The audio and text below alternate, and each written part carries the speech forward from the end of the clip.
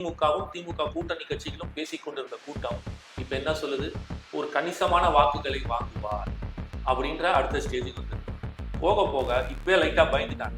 போக போக இன்னும் பயங்கரமா இருக்கும், கவலைப்படாதீங்க. 40 தொகுதி 140 தொகுதியா 140 தொகுதிக்கு மேல எடப்பாடி ஐயா பார்த்து ஒரே நாள்ல மொத்தத்தை காலிக்கிட்டார். Talk of India. சொல்றேன், 2 திராவிட கட்சிகளால காசு கொடுக்காம கூட்டத்தை கூட்டவே முடியாது. பைக்ல வரக்கூடாது, என்ன பண்ணுவேன், பைக் போட்டுக்கோ, நான் கட்டுறேன் என் தலைவனுக்காக. காசை கொடுத்து கூப்பிட்டு வர கூட்டத்துக்கு நடுவுல இங்க காசை கொடுத்து ஃபைனை கட்டிட்டு நான் நிப்பேன்றாப்ப. இதுதாங்க மேடம் வித்தியாசம். அதுதான் மக்கள் நம்பிக்கை ஒரு தலைவர் மேல. கூப்பிட்டு வந்தானா ஊர் ஊரா நிறுத்திடுறாங்க. அவர் ரோட்ல வந்தாலே நடக்கும்போது அப்ப வேற மூலமா அவர் எப்படி வராது தெரியாம கார் மூலமா வர வச்சு ஸ்பாட்ல மட்டும் பஸ்ல ஏறி பேசுற மாதிரி இந்த மாதிரி ஏதாவது பண்றதுக்கான வாய்ப்புகள் இருக்கும், நமக்கு தெரியல.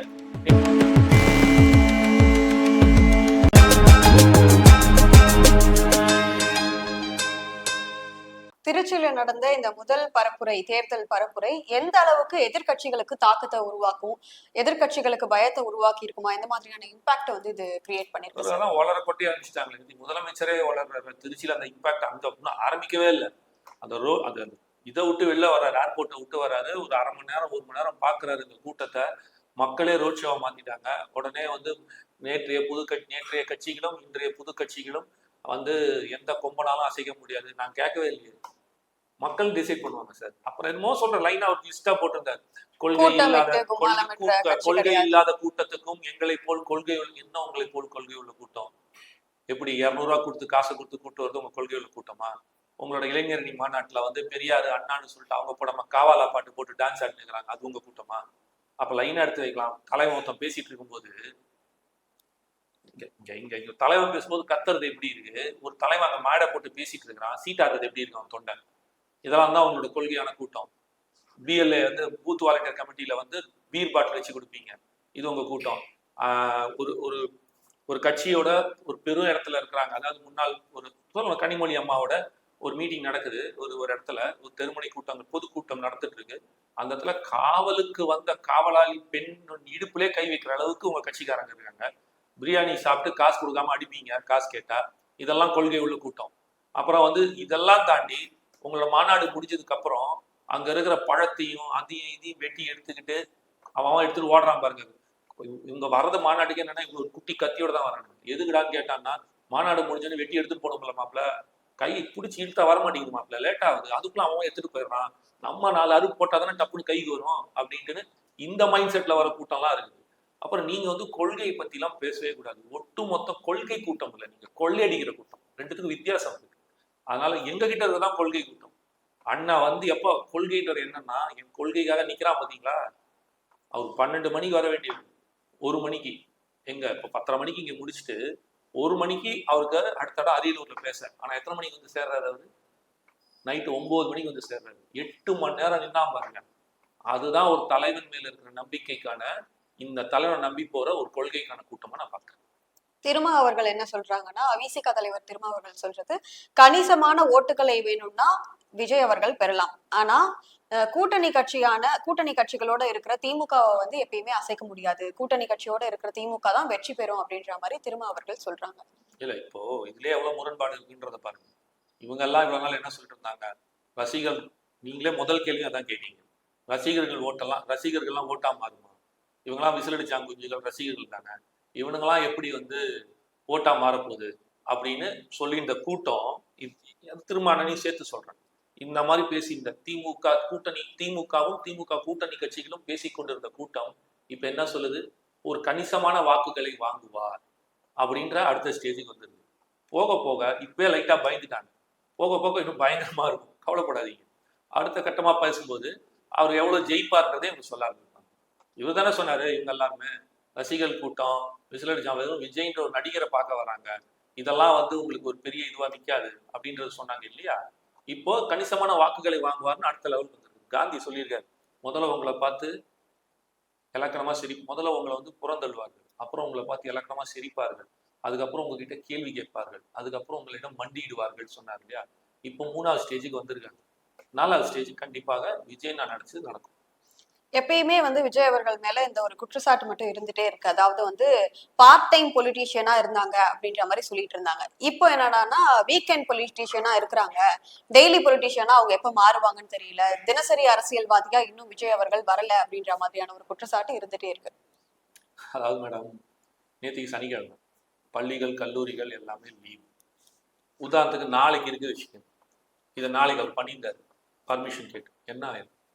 பசங்க ஸ்கூல் போயிருக்க முடியாது, காலேஜ் போயிருக்க முடியாது, டே டு டே வேலைகள், அரசாங்கம், நீங்க அரசு உத்தியோகம் லீவு, அரசு லீவ் தான். நேற்று செகண்ட் சாட்டர்டே, பேங்க் முதற்கொண்டு ஹாலிடேஸ், புரியுதுங்களா? வங்கிகள் முதற்கொண்டும் லீவு, அனைத்து அரசாங்கம் லீவு, எல்லாமே பட் அடுத்தடுத்த அத்தியாவசியம், அன்றாடம் அத்தியாவசியம் தேவைப்படக்கூடிய ஆட்கள் மட்டும்தான் வேலை செஞ்சிருக்காங்க.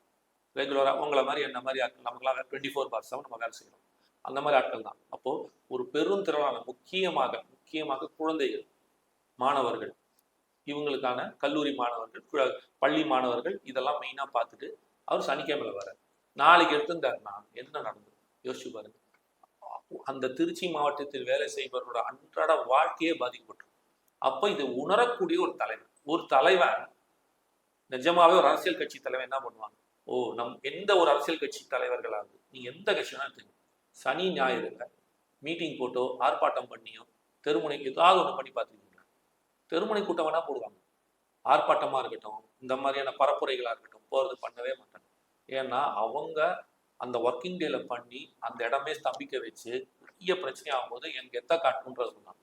ஆனா சரி, இன்னொன்னு கூட சொல்றேன், எந்த அரசியல் கட்சியாவது பெண்கள் வராதீர்கள், குழந்தைகள் வராதீர்கள், கர்ப்பிணி பெண்கள் வராதீர்கள், முதியவர்கள் வராதீர்கள், உங்கள் வீட்டு தொலைக்காட்சியில் உட்கார்ந்து பார்த்துக் கொள்ளுங்கள் அப்படின்னு சொல்லி எந்த கட்சியா சொல்லி பாத்துருக்கீங்களா? அப்ப இதெல்லாம் என்ன காட்டுது? என்னதான் நம்ம பாசிட்டிவா இவ்வளவு விஷயம் சொன்னாலும் முடிச்சிடறேன். நீங்க கேட்டீங்களா வீக்கெண்டுக்கு? ஸோ அப்போ இதெல்லாம் யோசிச்சுட்டு தான் அவர் வீக்கெண்டுன்னு ஒரு இதுக்கு கொண்டு போய் சேர்க்கிறார். இதில் நிறைய பிளானிங் ஸ்ட்ராட்டஜிஸ் இருக்கு. இது வந்து பாலிடிக்ஸ் வந்து ஹார்ட் ஒர்க் கூட ஸ்மார்ட் ஒர்க் மேட்டர்ஸ்பாங்க, புரியுதுங்களா? 140 நாள் கிட்டத்தட்ட 40 தொகுதி, 140 நாள் 140 தொகுதியா, 140 தொகுதிக்கு மேல எடப்பாடி ஐயா பார்த்திருக்காரு. நேற்று ஒரே நாள்ல மொத்தத்தையும் காலி பண்ணிட்டாரு. டாக் ஆஃப் இந்தியா, நீங்க வெறும் நம்மளோட தமிழ்நாட்டு தொலைக்காட்சியில் நேஷனல் நியூஸான CNN, BBC, NDTV, ரிபப்ளிக் எல்லாத்துலயுமே லைவா ஓடுது ஹவர்ஸ் கணக்குல. இப்படிப்பட்ட ஒரு கூட்டம் யாருக்குமே சார் ஒரு பரப்புரைக்கு, நீங்க மாநாடா இருக்கட்டும் மற்றதா இருக்கட்டும், டெஃபரெண்ட் வெறும் ஒரு பரப்புரை 10 நிமிஷம் நின்று பேச போறாரு. அந்த 10 நிமிஷம் பேசுற ஒரு பரப்புரைக்கு இப்படிப்பட்ட ஒரு கூட்டத்தை பார்க்கலாம். People lead the show. எல்லா இடத்துலயும் அந்த அரசியல் கட்சி லீட் பண்ணும் ஷோவை. Yesterday people lead the show, மக்கள் வழி நடத்தினாங்க. இதை விட என்ன வேணும்? நீங்க என்ன வேணாலும் உருட்டுங்க, ஆனா கைம்பொண்ணுக்கு தேவையில்லை கண்ணாடின்ற மாதிரி உண்மை என்னன்றது அவன் மனசாட்சிக்கு தெரியும். இதுக்கு மேல ஒன்றும் பண்ண முடியாது. உங்க மனசாட்சிக்கு இது எப்படிப்பட்டதுன்னு தெரியும், என் மனசாட்சிக்கு தெரியும். பார்க்குற ஒரு அரசியல்வாதிக்கும் உண்மையாக நேர்மையான ஒரு அரசியல்வாதியான மனசாட்சி உள்ளவனாக இருந்தால் அவன் அந்த உண்மை தன்மை என்னன்னு புரிஞ்சுப்பான். இல்லைன்னா நீங்க போய் சொல்லி வழக்கம் போல ஆட்கள். அதனாலதான் திருமணம் கொஞ்சமாவது மனசாட்சி இருக்கு. அதனாலதான் வந்து நேற்று வரை ஒரு போன வாரம் வரைக்கும் இது வந்து ஒரு அரசியல் கட்சி, இது ஒரு பெருசா இது படாதுன்னு சொன்னவர் நேற்று வந்து ஒரு கணிசமான வாக்குகளை வாங்குவார்னு சொல்லுங்க. அதனால அவருக்கு கொஞ்சம் மனசாட்சி இருக்கு, கொஞ்சம் உண்மையா பேசுறதான் நான் எடுத்துக்கிறேன். பட் என்னதான் நம்ம வந்து இது எல்லாமே பாசிட்டிவா சொன்னாலும், நீங்க நிறைய விஷயம் வந்து பாசிட்டிவா சொல்லியிருக்கீங்க. பட் இருந்தாலும் அவங்க நெகட்டிவான இம்பாக்டுமே ஏற்பட்டிருக்கு. மரக்காணத்துல நிறைய கடைகள் வந்து அடிச்சு நொறுக்கப்பட்டிருக்கு. அது மட்டும் இல்லாம ஏர்போர்ட்ல வந்து நிறைய கூட்ட நெரிசலால பயணிகள் வந்து பாதிக்கப்பட்டிருக்காங்க. அது மட்டும் இல்லாம இப்ப நம்ம திருச்சியில வந்து அவங்க பரப்புரை பண்ண இடத்துலயே கூட நம்ம பார்த்தோம்னா, கண்டிப்பா இப்ப அங்க இருக்கிறவங்களுக்கு ஏதோ ஒரு எமர்ஜென்சி, நம்ம இப்ப வெளியே போனோம், இப்ப ஹாஸ்பிட்டல் போறதா இருக்கட்டும், இல்ல வேற ஏதோ ஒரு அவங்களுடைய டே டு டே லைஃப்ல அவங்க ஃபேஸ் பண்றதுக்கு வெளியில போகணும் அப்படின்னா, அந்த இடம் வந்து அந்த கூட்ட நெரிசலால அவங்களால போக முடியாத ஒரு சுச்சுவேஷன் தான் அங்க அமைஞ்சிருக்கு. இது வந்து அதுதான் சொல்றேன் இல்லையா, இது வந்து என்ன நடந்துச்சுன்னே அதுதான். ஏதோ வாட்ஸ்அப் செய்திகள், சில ஊடகங்கள் வந்து பணத்தை வாங்கிக்கிட்டு போறதை பார்த்துட்டு மக்கள் இன்னைக்கு நெகட்டிவா மாத்துறீங்கல்ல, அது நிற்கவே நிற்காது. ஏன்னா நேற்று அந்த ஆம்புலன்ஸ்க்கு வழி விட்டதை நான் பார்த்துருக்கேன். அது மட்டும் இல்லை, நேற்று மட்டும் நீங்கள் எடுத்தீங்கன்னா 6 மாவட்ட செயலாளர்கள், புதுக்கோட்டையான பர்வேஷ், நான் நேமோடையே சொல்கிறேன், ஏன்னா நான் வந்து பொய் சொல்கிற பழக்கம் கிடையாது.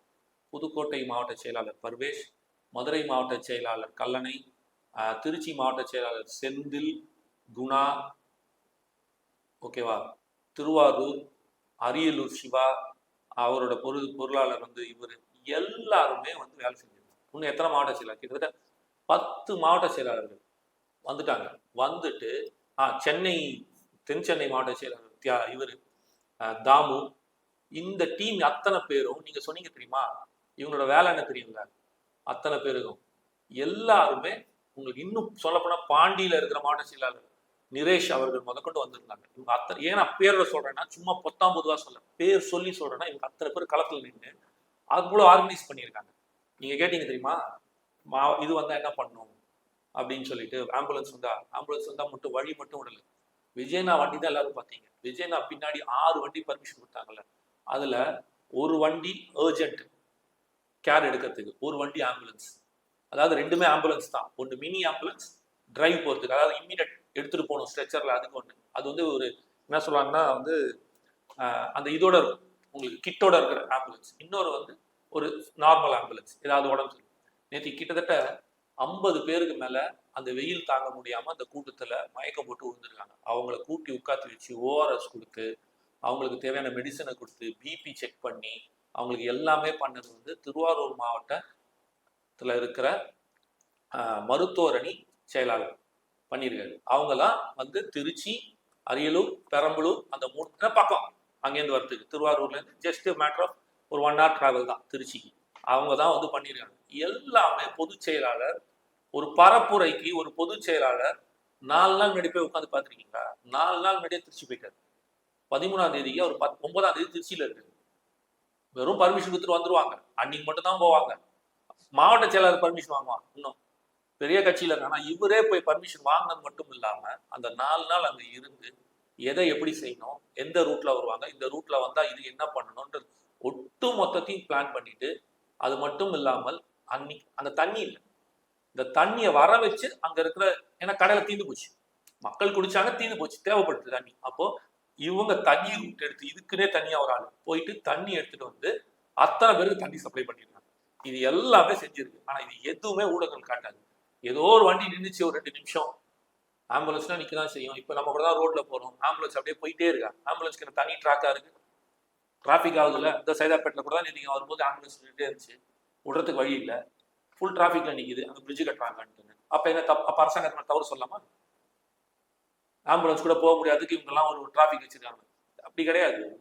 2வது வந்து இன்னொன்று, மரக்காணத்துல கற்கள் அடிச்சு உடைக்கப்பட்டதுன்றது வந்து இதுக்கு அதுக்கு சம்மந்தம் இல்லை. அது வேற ஏதோ ஒரு பிரச்சனைக்காக நடக்குது. அது ஏன் இதில் நீங்க லிங்க் பண்றீங்கன்னு எனக்கு தெரியல.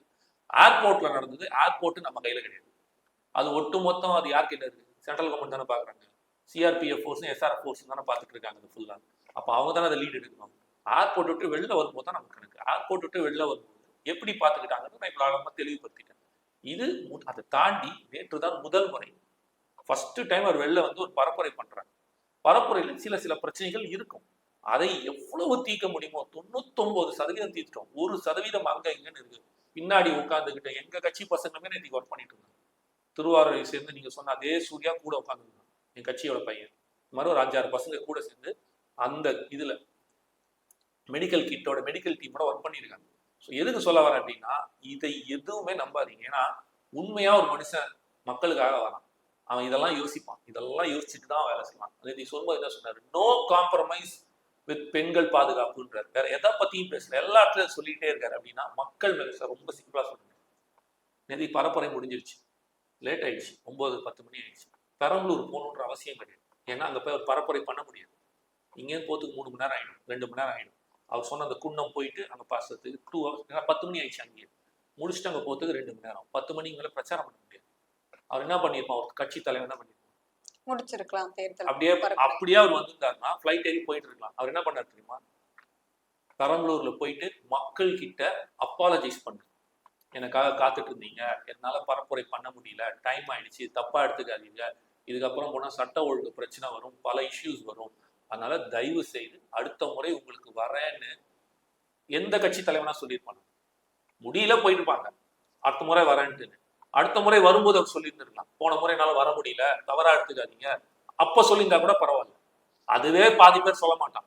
இருந்தாலும் அவ்வளவு தூரம் திருப்பி டிராவல் பண்ணி 1 மணிக்கு போய் ரீச் ஆகி அந்த இடத்துல அந்த கூட்டத்திலையும் போயிட்டு அவங்க கிட்ட அப்பாலஜைஸ் பண்றாரு. இதோட தலைமை எப்படிங்க இருப்பான் மக்கள் நேசிக்கிறதால? சரி, அப்படிதாங்க நம்ம பார்க்கணும். 23 நிபந்தனைகள் விதிச்சிருக்கும் போதுமே இவ்வளவு கூட்டம் வந்திருக்கு. ஒருவேளை இந்த நிபந்தனைகள்லாம் இல்லாம இருந்திருந்தா இல்ல இந்த நிபந்தனைகள்ன்றது வந்து எங்களுக்கு தான் ஜாஸ்தி வைக்கிறாங்க. இப்ப நீங்க அதுதான் நிபந்தனைகளே இல்லாம கூட்டம் வரல. எடப்பாடி எல்லாம் இப்ப வந்து ஒரு கட்சி ஒரு கட்சி வந்து இது பண்றாங்க, பரப்புரை பண்ணிட்டு இருக்காங்க.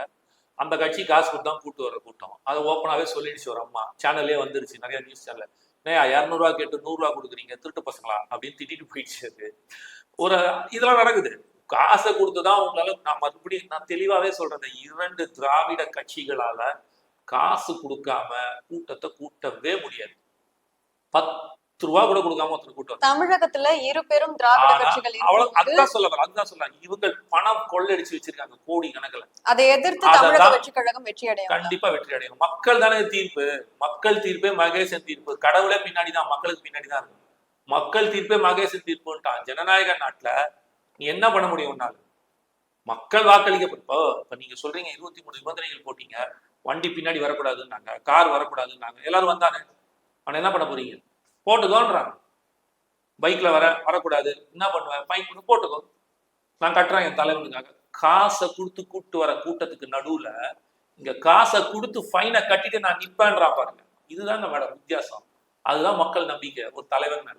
அது 77 இருந்துச்சு எம்ஜிஆர் மேல, 67 அண்ணா மேல இருந்துச்சு, 26 விஜய் அண்ணா மேல இருக்கு. அதனாலதான் அவர் சொல்றாரு வரலாறு திரும்புகிறது. சார், அடுத்த தேர்தல் பரப்புரைன்றது, அடுத்த வாரத்துக்கான தேர்தல் பரப்புரைன்றது எந்த அளவுக்கு தயார் நிலையில இருக்கு? அங்க எந்த மாதிரி எல்லாம் பேச போறாங்க, அதை பத்தி ஏதாவது? இப்போதான் இப்ப நீங்க கேட்டீங்களா சனிக்கிழமைன்னு, இது வந்து ஒரு பொலிட்டிக்கல் ஸ்ட்ராட்டஜி. இந்த பொலிட்டிக்கல் ஸ்ட்ராட்டஜிக்கு நான் வந்து முதல்ல இதை ஸ்ட்ராட்டஜைஸ் பண்ண எனக்கு தெரிஞ்சு ஜான் சாருக்கு, தேர்தல் பரப்புரையில் ஆதவ் ப்ரோ.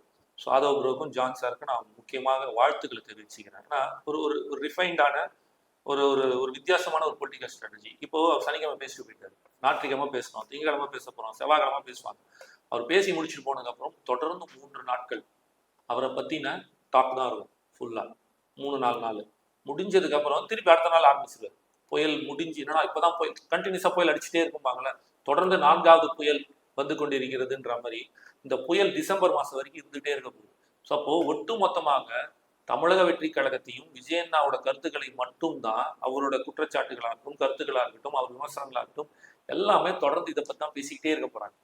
இதுதான் வந்து ஒரு பொலிட்டிக்கல் இதுவும் தவறு கிடையாது. ஸோ எல்லாம் இப்போ 15 நாள் தான் சொன்னீங்கல்ல, அந்த 15 நாள் 30 நாளைக்கு எக்ஸ்டெண்ட் பண்ணி 100 நாளுக்கு எக்ஸ்டெண்ட் பண்ணி அந்த 100 நாட்கள் மக்களை பேச வைக்கிறாங்கல்ல, அதுதான் இங்க இருக்கிற பொலிட்டிக்கல் ஸ்ட்ராட்டஜியை நான் பாக்குறேன். அப்படி இருக்கும்போது நீங்க கேட்டீங்க இல்லையா, ஸோ இப்போ அடுத்தது திருவாரூர் போறாரு, மயிலாடுதுறை, திருவாரூர், நாகப்பட்டினம் போல இருக்கு. அதை எல்லாத்துக்குமே இப்ப புதுச்சேரி நீங்க சும்மா இன்னைக்கு தான் ரெஸ்ட் எடுத்துருப்பாரு, திருப்பி நாளைக்கு போயிடுவாரு. அங்க போயிட்டு அதுக்கான ஏற்பாடுகள் செய்வார். ஏன்னா இன்னைக்கு நம்ம பார்த்துட்டோம் எப்படிப்பட்ட கூட்டம் இருக்கு, என்ன ஏதுன்னு.